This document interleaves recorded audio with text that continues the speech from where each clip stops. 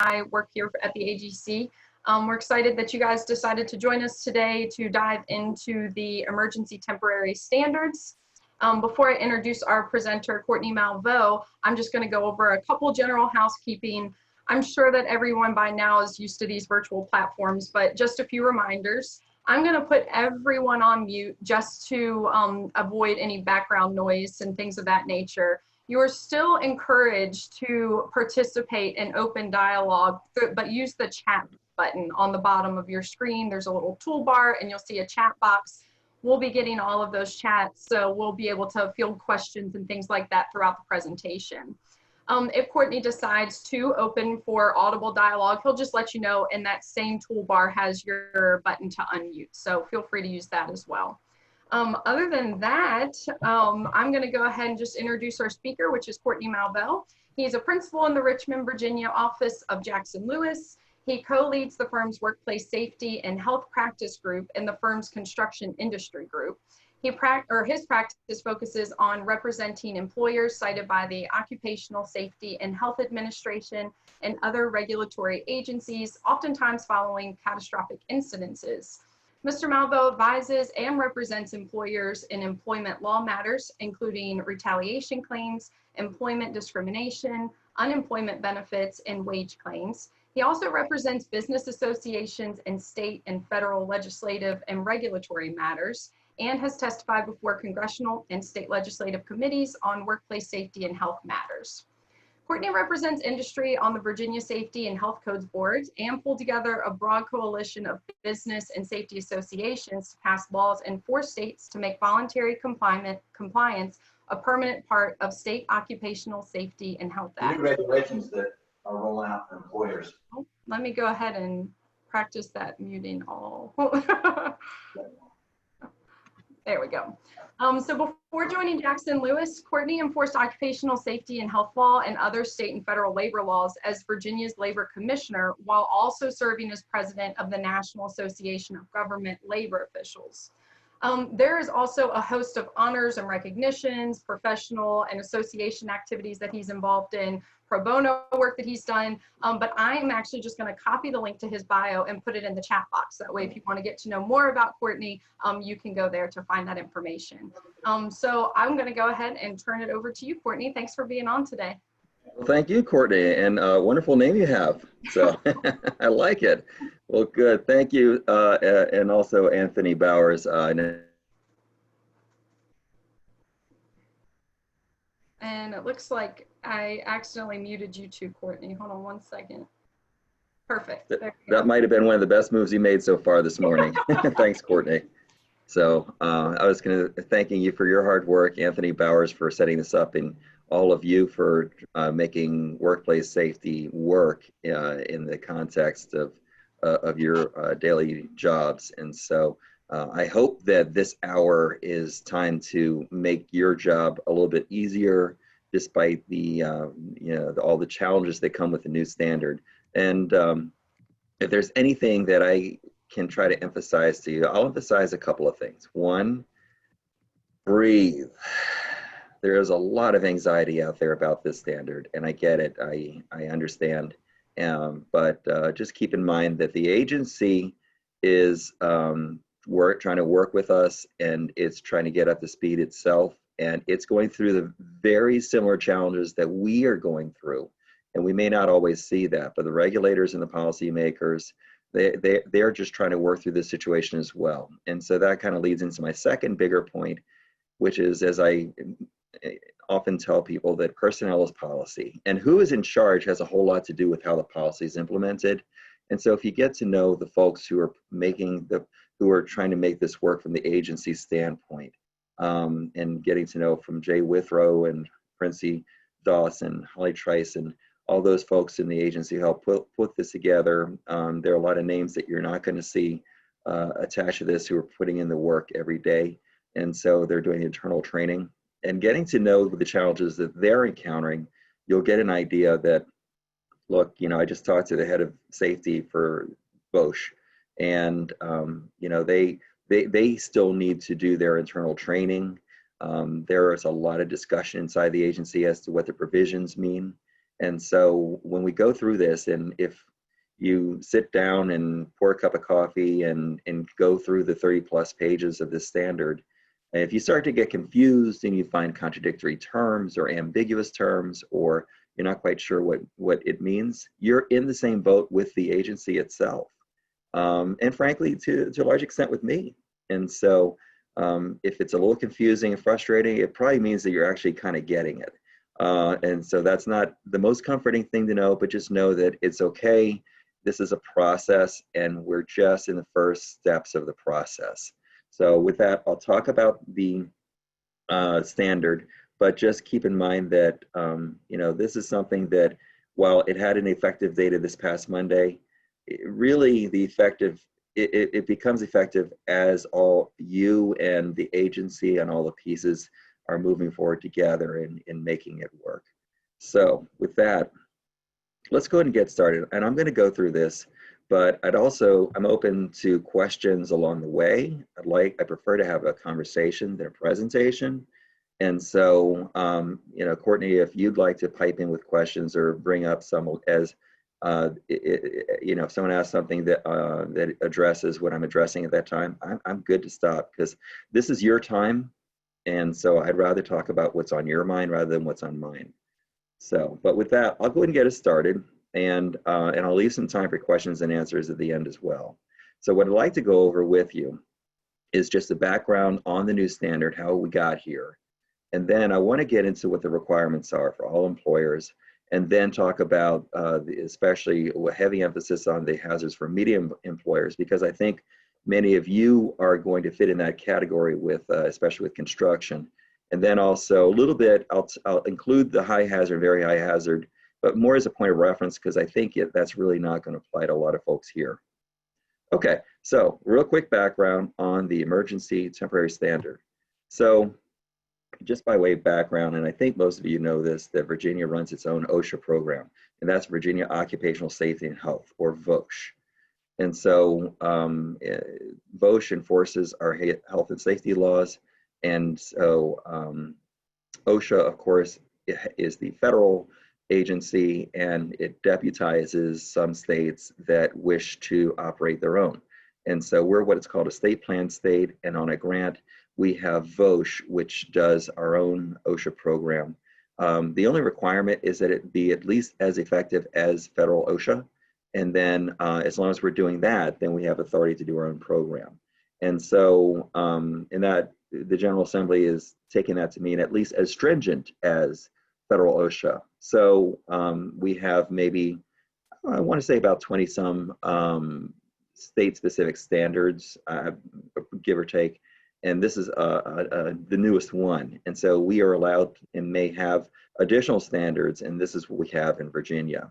So it has jurisdiction over most private sector employers, probably just about everybody on this call.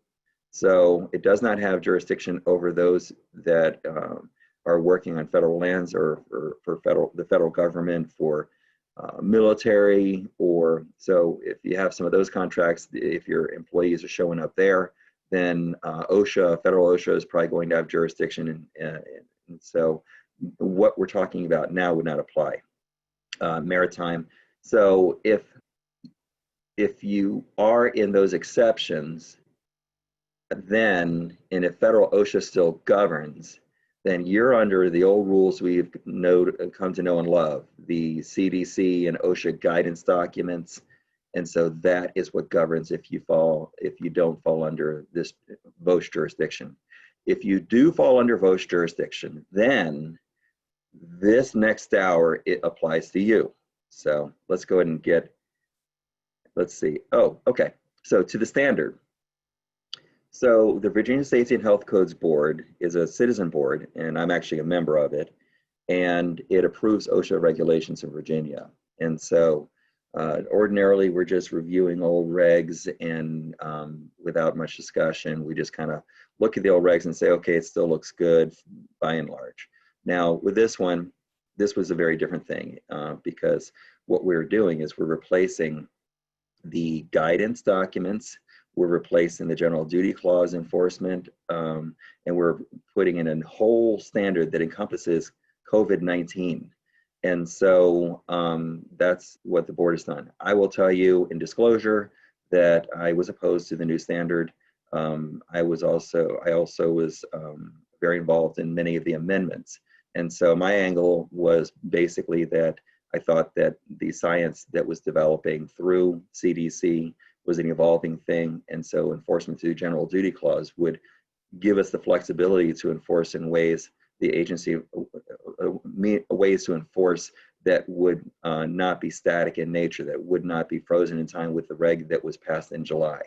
And so, but that was my view. I was in a minority view on the board. And so I was able to enact some amendments to it that I thought would make it more workable for employers. So this is the first state in the nation that has a COVID standard. And I understand Oregon's working on one.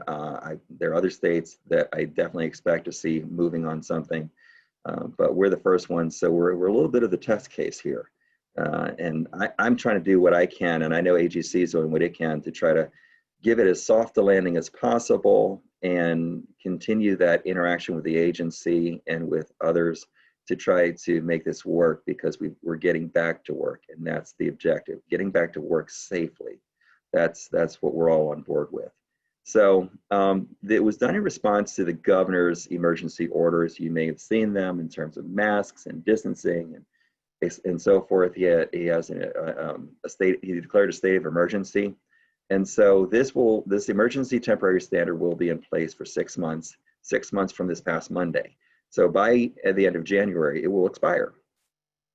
The only two things that would cause it not to expire are, one, if it sunsets because of the governor's state of emergency, if the governor lifts the state of emergency. And that actually was an amendment that I proposed that did pass. And so if the governor's state of emergency is lifted before late January, everything goes away and we're right back to what we had before. If the board, and actually the agency is already putting forward plans for a permanent standard. And so if the board enacts a permanent standard before the expiration, that becomes effective. And so, and I understand that may encompass more than just COVID-19, but infectious diseases more generally. But that's what I've heard secondhand. I haven't had direct contact with the agency on that, but that's something to kind of stay tuned on. And if we do that, that will provide you with an opportunity to comment, to participate in the discussion. And I think it's very important that you do that so that we create a standard, and even in the consideration of a permanent standard, and it has the one that hopefully makes sense. Okay, so let me talk real quick about the requirements for employers that are under VOSH jurisdiction. So the way the standard is drafted is it basically structures employers and job tasks into various categories, very much like what CDC was doing in terms of low hazard, medium hazard, high, very high. And so one point of confusion, and I think it's not clarified necessarily by the standard itself or the agency, is whether these hazard assessments apply to a job task or to a place of employment or to an industry. And so at various points in the document, it puts all three of those into various hazard assessments. So the intent, and I talked at some length with Jay Withrow, who was the kind of the lead counsel and the Sherpa for the agency and the board in terms of passing the standard. So one thing that at least we in our discussions came to understand, I said, look, we can't require all employers to necessarily create a spreadsheet with every single employer, with every single job task and every single hazard assessment.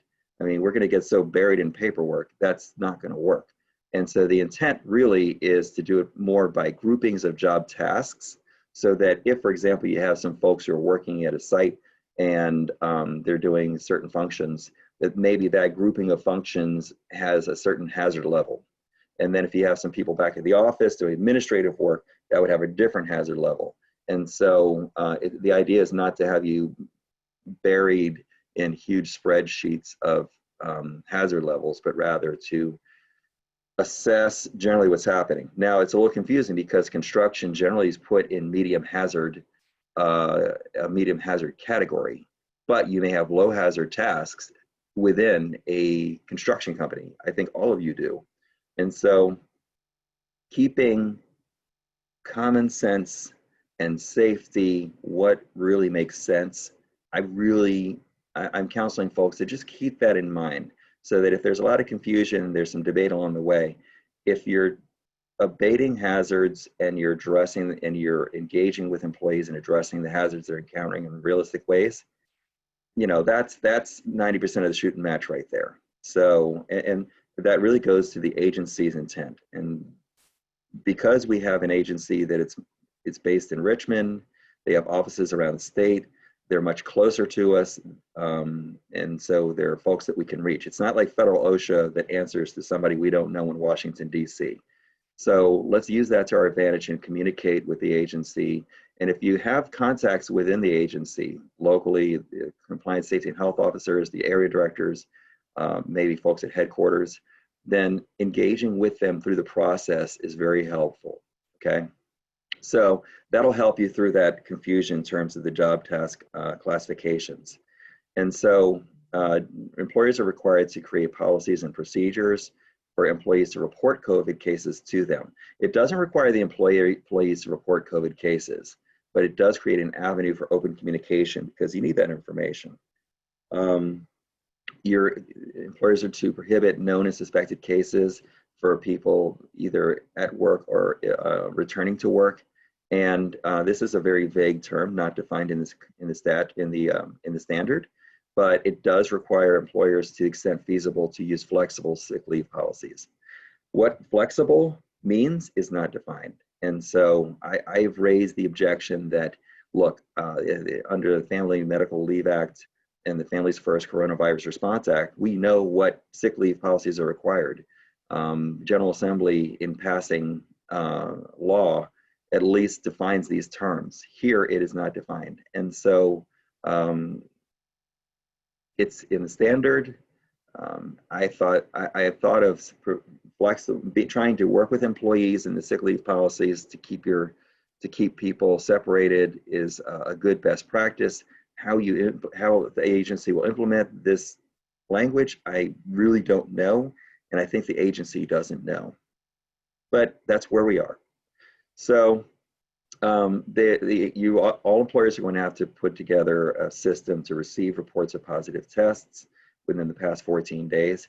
And it doesn't just address COVID introduction by employees. To protect your employees, you have to be able to detect COVID cases coming in from others, visitors, subcontractors.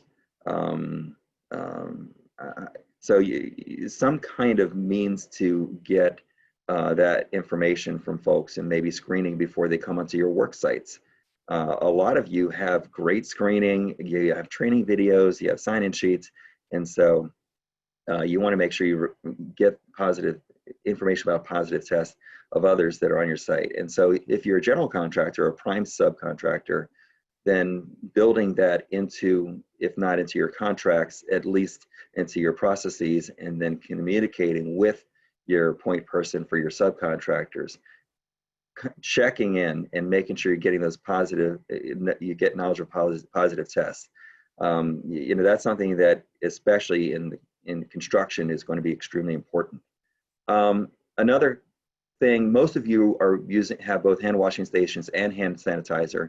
That was a best practice. Now it's a requirement. So if we run into another shortage, I was able to include language saying where feasible. It's feasibility in the eyes of the agency. Unfortunately, it's not in the eyes of the employer. But if there's another run on hand sanitizer, and I know that much of the hand sanitizer now that's out there is deemed as introducing additional hazard. So the agency at least is going to have some give on that if that's less doable. So you have to assess the risk levels of the employers and the suppliers before they enter. That I don't know how that's going to work, and I don't know that anyone has an answer. There are employers with upwards of 50 suppliers coming in per day from Lord knows where. And so they're coming through localities that may be higher or lower hazard. How you can determine that, I think that's something that I don't know that that's workable. Especially if they're coming in from other states, then I think the standard doesn't even have jurisdiction over that. But again, if we at least if you're using some sense and if you become aware of hazards coming in through suppliers, then that's information that you should at least in good faith try to use to protect your workers. And that's going to be very case by case. I'm glad to work with you on that and try to help you to use best practices to avoid a citation. But I'm hoping that the agency is going to take a very reasonable approach with this language. And so finally, there is a requirement not just for employers, but also owners of facilities, owners of businesses to report to employer tenants on their premises of a COVID case. So if you have a site and let's say the site owner, whether it's an employer or not, becomes aware of a COVID positive case, then the owner of that construction site is required to notify the other employers, the other contractors at that site of the positive case. So there's the new reporting requirements, and this is in addition to the reporting that we know under section 1904.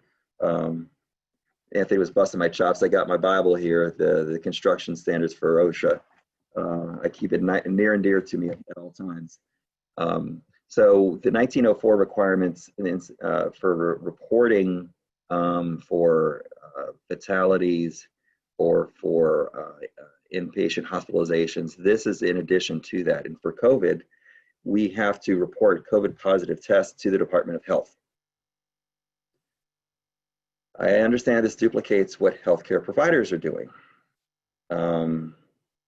Maybe that's something that we can address if and when we consider a permanent standard, but it's in the requirement now. I did have, just to interject real quick, I did have somebody that had sent in a question that's, relating to notifying the Department of Health. Does it mean that the general contractor is required to report for the subcontractors on site that may have COVID cases pop up, or is everyone responsible for reporting on their own employees? No, the employer is the one who's responsible. So if you're a GC and one of your trade contractors has a COVID case, the trade contractor is required to report to the agency. Now keep in mind, Virginia law has been shifting toward, unfortunately, shifting against general contractors in trying to find ways to deem people to be your employees that you never thought were your employees. So be mindful of that. We have to be very careful when we use the term employee now. And so if you do not have control over the sub's employees, if you can't hire and fire them, if they cannot be deemed your employee, then the sub is required to report. And following up and making sure, hey, don't get me in trouble over here, okay? Don't get OSHA showing up to my construction site. Even if legally you have a case, I'd rather you not have to deal with this. So as a best practice, I would definitely follow up with your subcontractors and let them know and kind of drill it into folks. Look, if you got a positive case, you got to report. And after you come to know that there is one, follow up and make sure, did you report that? Did you get it done in time? So, but the answer is no, but I'd be very careful with that because Virginia is changing in terms of deeming people to be your employees that you may not have thought of them as your employees before. So there's an additional requirement, and I call it the hotspot rule. That's just my name for it, which is if you have 3 or more positive COVID tests at your workplace, then it is to be reported. There is discussion over whether that applies to a single work site or if you have multiple work sites, if you have 3 or more within the state. It does not apply to reporting if you are doing work in Maryland or DC or North Carolina or somewhere else, this does not apply. It applies to Virginia only. So now I have to kind of interpret. My interpretation is that if you have a site in Roanoke, you have another site in Danville, you have another one in Hampton Roads, you have a third in Fredericksburg, or fourth in Fredericksburg, and you have 3 tests in your different places, do you have to report to Department of Labor and Industry? The language is not clear. I think that it means work site, but you know, I just want to make sure we're cautious with this. I don't necessarily want to alarm the agency if you have multiple sites and lots of people, and 3 cases out of however many sites you have proportionally is not as serious as if you had 3 in a single small location.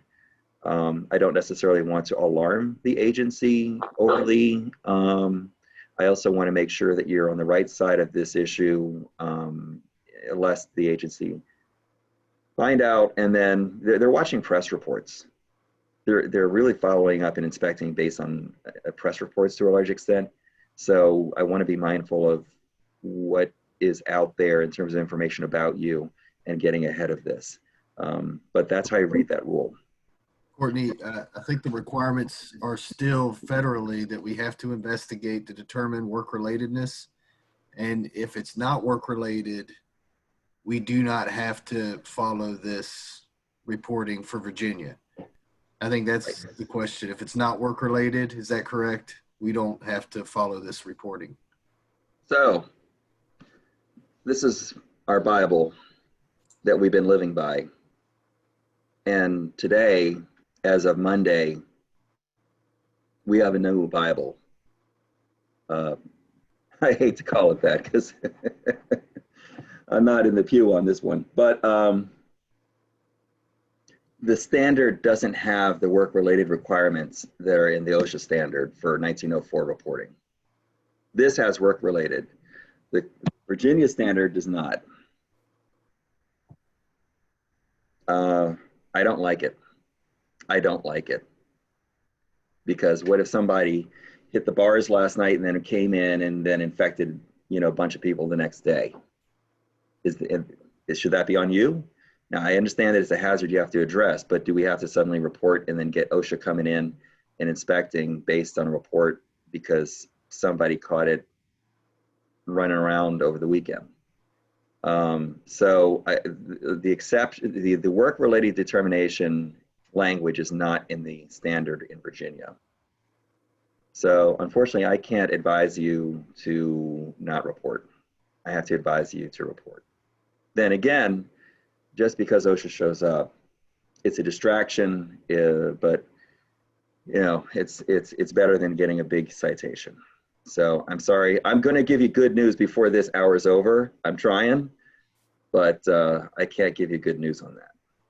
All right, don't shoot the messenger, people. I wasn't for this, but it's what it is. So I think one last question on the topic before you move on to your next slide is, so will hazard assessments for temporary employees be the responsibility of the GC or the subcontractor, or will it fall on the staffing agency? The hazard, is that? It says the hazard assessment was the question that was asked. I see. So, okay. You do hazard assessment for your own employees. The hazards may be introduced by subcontractors, visitors, coworkers, you name it. So, so look at it in terms of you're assessing the hazard to whom the hazard is addressed, your employees, regardless of the source. All sources of hazard that your employees may be introduced to. So you're not assessing the hazards of the employees of subcontractors, but then again, you have to consider the subcontractors that are on your site and what effect that would have on your employees. Does that make sense? So a good best practice then is much like I discussed earlier with some of you in terms of multi-employer OSHA liability, is to separate by time and space to the extent that you can, changing up the shifts, maybe by phase of work, maybe geographically. The more you can separate a little bit, and not just social distance between individuals, but between contractors, then that's a great way of reducing the hazards that subs might introduce to your own. But you are not on the hook for the safety of your subs. That is the responsibility of the sub itself. Just clearly delineating those differences and kind of separating them in ways by time and space that you can is really going to play to your advantage in this environment. Does that make sense? I hope so. Okay, all right. So another requirement that's going to be for everybody is putting together an infectious disease preparedness and response plan. That actually was a guidance that was already in place by CDC and OSHA, I'm sorry, OSHA. And so now it's a requirement. It's not just a best practice. And we have 60 days from Monday to do that. And the agency has on its website links to helpful information and ways to kind of build that for yourself. Keep in mind when you put together this plan that it's something that should be very tailored to your work site, to your hazards. And if you have multiple work sites, that, you know, if you have a single plan, it should address each of those sites, or maybe you have different plans per site. But however you do it, it has to really address what the hazards are. And it can't just be something that you just hit print on a sample off the shelf. It really does have to kind of be tailored to what's happening at your workplaces. So there's good faith language in there. I think I can't help but give you my opinion. I think it doesn't mean anything. I think that the original language basically gave safe harbor to employers that were following the CDC and OSHA guidelines and saying, well, if you're complying with that, you're complying with this. That language got mangled into something that is not, it's almost incomprehensible to anyone except maybe a handful of people. And I count myself among the folks who have dove into that language. And I come out of it telling you that I think that that language means close to nothing in terms of, I think you got to stick with a standard. And so I can get into that more, but it would take too long. You got to comply with the standard. I think it's section 10G. You're welcome to geek out with me if you want, but let's do that in our off time and get everyone else back to work. There is non-discrimination or anti-retaliation provisions in this. Now, the ordinary good, reasonable work refusal, if employees refuse to work, that language was already, those provisions were already present. We already have non-discrimination language for employees who refuse to work. If it's reasonable, if they refuse to work in good faith, and they have communicated with you and give you an opportunity to address a hazard, which means that people can't go walking off the work site en masse because, oh my gosh, it's COVID. Guess what? It's a pandemic. Everybody's dealing with this. So this generalized fear of COVID is not enough for people to just walk off and expect to get a free check. Not happening. So that hasn't changed. There's unfortunate language in there that says that if people feel fearful of COVID, they can refuse to work. But then again, it also includes the same requirements that it be a reasonable, good faith refusal, which gives the employer an opportunity to address hazards first. There is language in there to protect employees who want to use additional personal protective equipment that may not be required or even provided. If someone shows up with an N95 mask on, you don't act against this person. And finally, employees who raise concerns are protected. And unfortunately, it includes language allowing employees to complain on social media. I think that's a big mistake because employees can go on Facebook and say, Lord knows what about you and their place of employment. It may or may not resemble the truth, but it's protected language under this standard. I opposed it, but I was on the minority side of that issue. So there are requirements for low hazard employers, and this is more like your admin type staff. It's the social distancing, and if you can't, it's now not just a best practice, but when feasible, you're required to allow people to telework, to stagger shifts, maybe using remote delivery of services, and et cetera. I'm going to skip to medium because I want to make sure I leave time for questions and answers. So medium, same types of requirements that for low, but they're additional.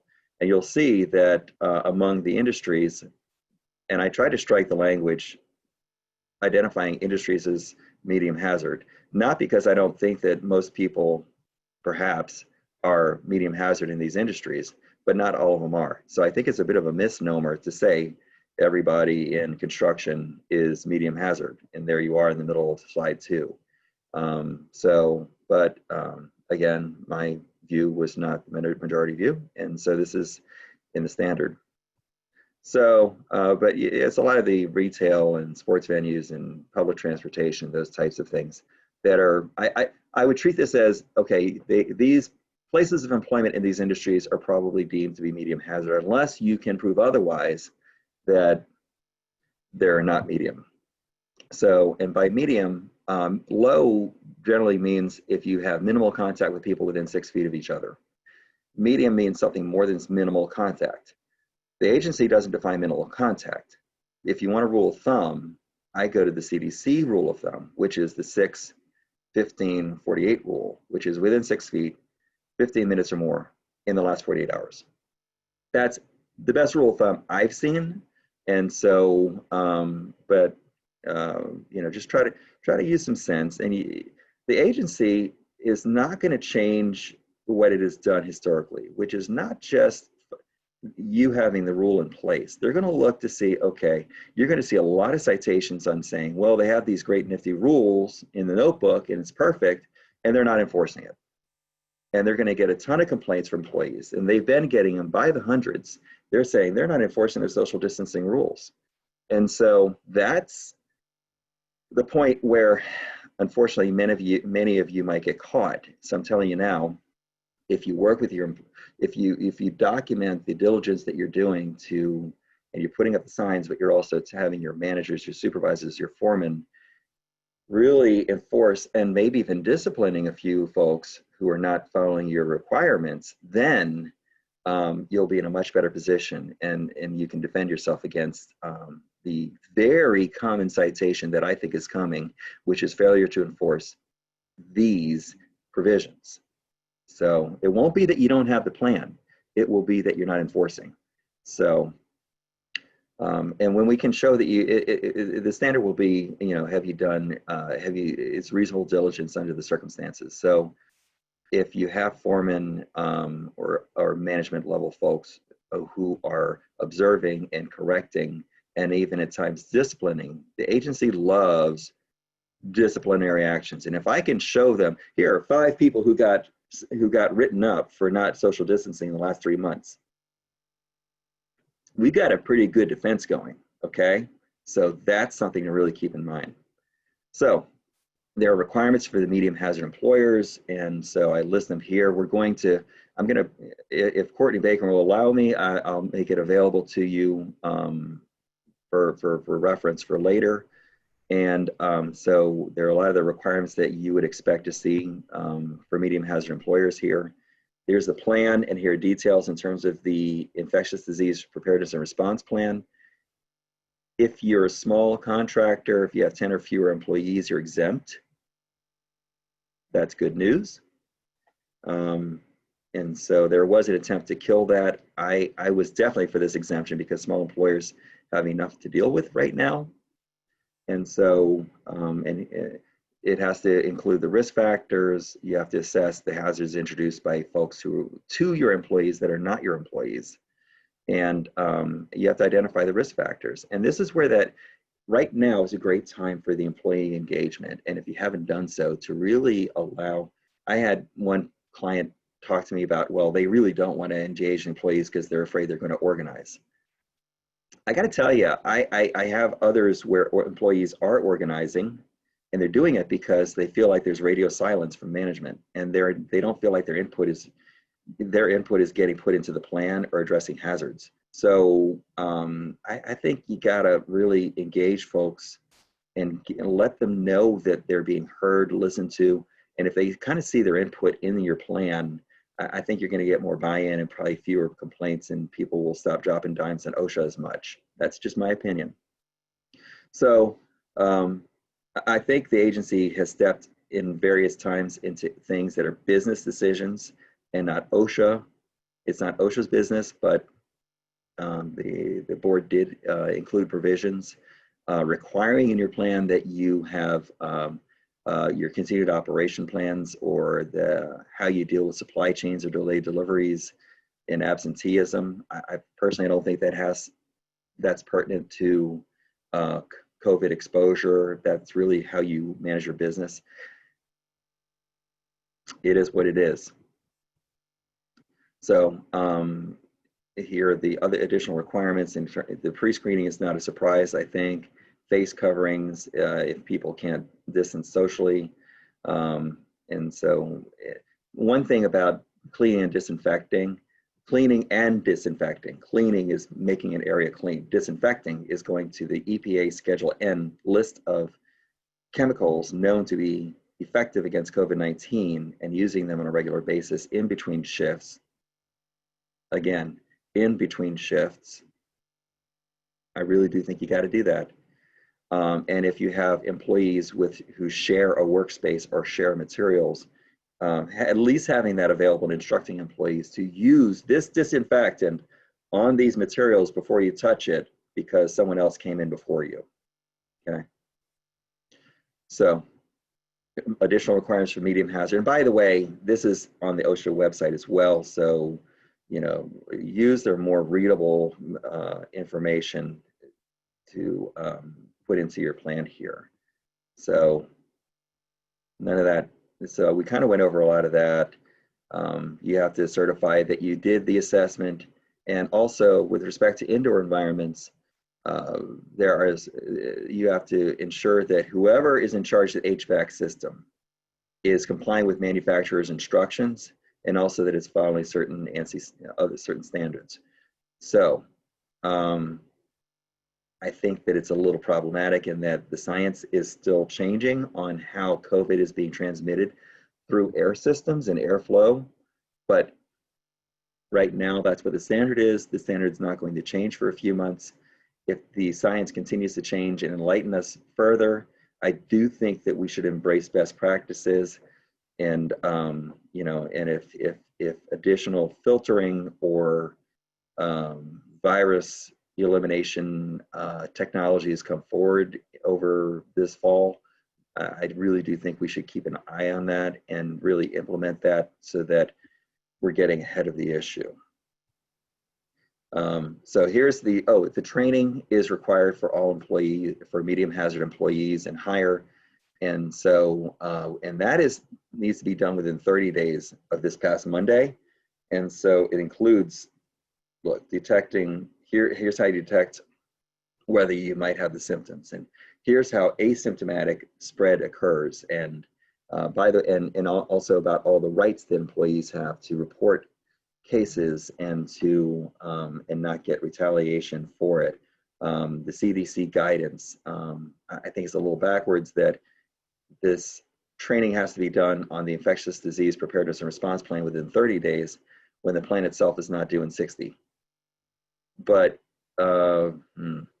just, I would say, look, you know, we have an idea what's going to be in our plan. So I think if we just kind of train on the subject matter, then we'll be fine. So I'll leave this as a point of reference for you, but just know that if you have folks who either, if you're large enough to have frontline people who are first responders, large operations, you may actually have employees who are first responders. You may have, for your health personnel who deal with potential COVID cases, then there are additional requirements for them. And so, and a lot of this is the PPE and engineering controls required. There's interest that we have behavioral and psychological support for folks because they're probably in much more stressful situations, and a respiratory protection program. So with that, I have given us 14 minutes for Q&A. And if any of you have questions, I'm glad to answer. We do have some questions that have been lining up in the group chat, and I can start kind of going over those. So let's see here. Some of these we've covered. So If I don't cover one of the questions that somebody has submitted, please email me after the presentation and we'll make sure that we get you the answers to the questions. Somebody asked, so is the hand sanitizer mandatory under the new standards? It is over my objections. And I think, look, I wash my hands all the time and I've got my hand sanitizer right here and I do both because it's a best practice. Making it required for every single workplace in Virginia doesn't make sense to me because we just had a run on it. And I don't know if this thing's going to spike to the extent that we run out of hand sanitizer again this fall. The agency added, where feasible, you get out of it. But if a co-show comes down I-81 and stops off at the 7-Eleven and sees hand sanitizer, then drives another hour and to your site down in Southwest Virginia, and you say it's not feasible, it's like, well, I just saw a bottle of it at the Sev an hour back.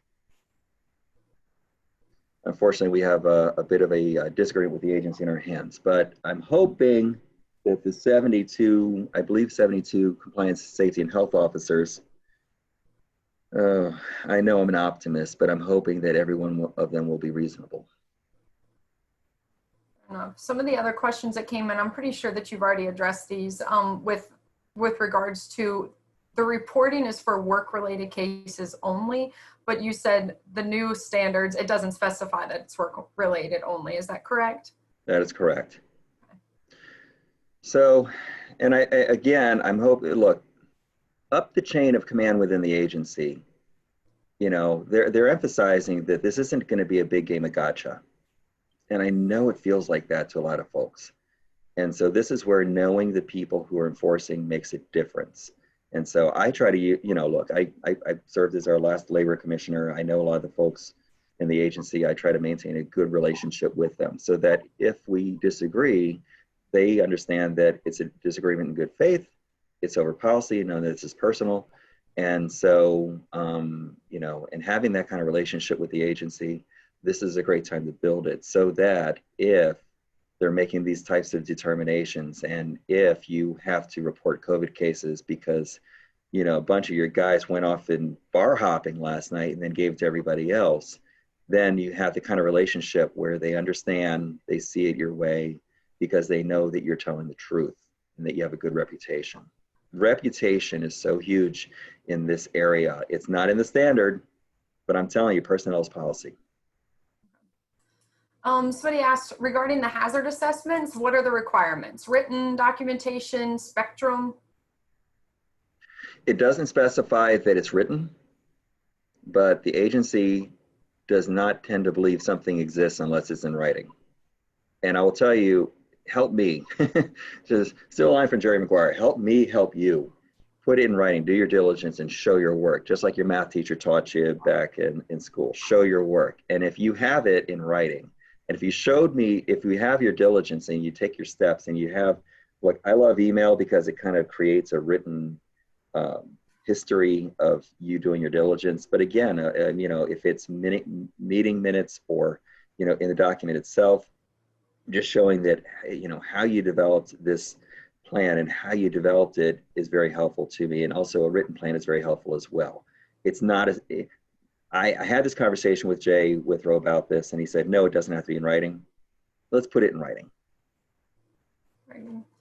Does pre-screening have certain mandatory questions? No. If there's a non-exclusive list and it refers and includes the list that we've all come to know and love from the CDC, it does not require temperature checks. Temperature is one of a variety of ways to try to screen early. And there, of course, are all the other symptoms as well. But no, it does not say you must use these symptoms to screen. It just offers a variety of symptoms to look at. So use the best sense you've got. I don't think you have to take temperatures, but you know, if folks are showing up with the symptoms that are described in the standard, then let's take steps to keep those people at home. Working through sickness is no longer cool. I did it all the time. Now is not the time to work through an illness, and emphasizing that to folks is important. For office, so for our mask required in offices, you know, lightly occupied offices when walking in hallways and common areas, not within 6 feet of each other, et cetera. Yeah, and by the way, incidental contact, if people pass within the hall by each other within 6 feet, I mean, you're not going to get dinged for the incidental contact. If you know, people are people, and when we talk, we like to come closer to each other and talk, especially in a loud environment. And so incidental stuff like that won't get cited. It's the, you know, it's the stuff that is recurring and ongoing. And if your supervisors or your foreman or whoever are turning a blind eye to it, that's where that would cause a problem. Okay. Someone asked if you could speak to the following from the standard. When multiple employees are occupying a vehicle for work purposes, the employer shall ensure compliance with respiratory protection and personal protective equipment standards applicable to the employer's industry. Yeah, I didn't like that too. I get the intent behind it, but the agency, I really don't know, but I'm hoping the agency doesn't get overly regulatory. There's a lot of discussion about people, and this is not in telecommuting. This is not in carpooling, okay? Because you have no control over whether people drive to work together. That's not this. This is, for example, if you have a residence nearby for your HB2 workers, or you have on-site and you're transporting people to and from there, or if you're transporting people to and from work sites, maybe in their personal cars or company cars, that's what this is addressing. And so generally, this is not saying that you've got to have the N95 for everybody who hops into a car together. And that might be a face covering, it might be trying to use some kind of, you know, let's separate out a little bit, not have everyone on top of each other, the face coverings, et cetera. And that is really what's generally required if people are within 6 feet of each other for more than 15 minutes. So, but how the agencies, so the respiratory requirements in this, you know, really that tends to, it doesn't address COVID. So we're kind of in new turf here. And so by the agency saying, thou shalt use, actually it's a 1910.134, the respiratory standard. And so that doesn't address COVID. If I will tell you this, and we don't have all the answers. I wish I had all the answers. We're developing that, and the agency doesn't have it. But if you're trying to encourage people not to crowd on top of each other for drives in work vehicles or while at work, and if you're really kind of enforcing the face coverings, and they love the cloth face coverings. I think the younger folks, I'm dating myself, but I think younger folks like the face shield, and maybe it's because it's not right on top of your mouth, and that doesn't provide the same protection. And that face coverings are not PPE, and they're not respiratory protection under the respiratory protection standard. I'm not confusing the two, and I'm asking you don't confuse them. But the face shield does not provide the same, the particles are expelled underneath and around in ways that this does not. This traps stuff in more. The science is not completely there, but I don't see the face shield as a replacement. And so I think the cloth face coverings, the surgical mask, that type of thing for the car rides, and then using some senses in terms of how you're crowding people within work vehicles during work. And I do think the agency's intent is to use some reason in those circumstances. So there are a lot of questions more about the face mask. So I'm going to try to kind of combine what we've got. We're working you, Courtney.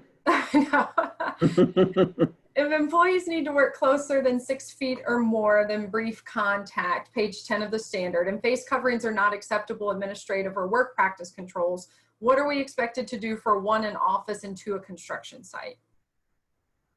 I kind of, if I hear the question correctly, I disagree with the premise.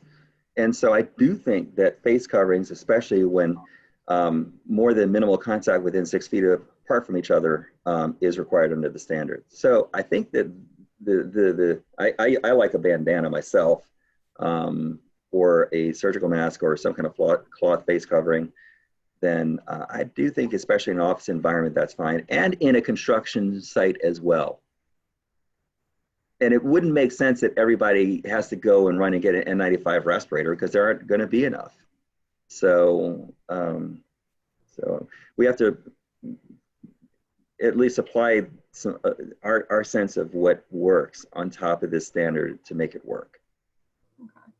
I'm going to try to switch topics a bit. I'm sorry. Go ahead, Anthony. Yeah, I was going to say that currently, I believe what a lot of our members are doing, as we've been working through this, we've been essential the whole time. And so some of the best practices we've been doing to try to make it a safe workplace, even though it's not been a compliance issue, it's just been the right thing to do. Right. So please continue doing what you're doing to take care of people, and to know that the formality of this, the AGC of Virginia has a safety task force, and we're looking at to help you with the framework of this and to model the documentation pieces of it. We're going to try to provide that. So I know Courtney Baker and I, she can send out more information if you want to meet with us in our monthly meeting. So Courtney will be trying to share that in the Microsoft Teams. Yeah, it looks like we'll have plenty of information to share, and I know we're getting close on time. What I can promise is that we're going to keep this chat open for even after the meeting goes for another 15 or 20 minutes. So if there are questions that we didn't address, please still type them in that chat box, because we can be sure to either set up another presentation for questions or try to field those over the next week. I've heard it a million times. I'm pretty sure this stuff is changing every day. So I'm sure that the questions and the dialogue will be continued.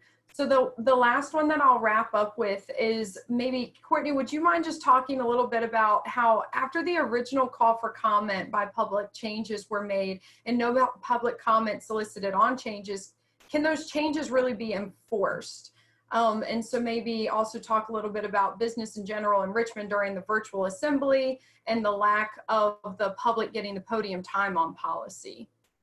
Yeah, so from the outset, I vehemently opposed our moving forward with anything without hearing from AGC, from each of you who wanted to speak before we move on this, because when I read the policy, I went into this with an attitude of trying to make it work and being agreeable to, and trying by default to give the agency every opportunity to move on this as it sees fit. And some folks might be surprised, but as I read through the standard one night and I saw things that just didn't make sense to me, and I saw things that were contradictory within the document, and I saw things that I thought would not work for employers, and I started marking it up, and it turned into a big bunch of amendments that I sent in that were considered, and some of them passed and many of them didn't, because but that's fine. The process itself was I think fundamentally flawed, in that this is coming from on high, from the administration, and it was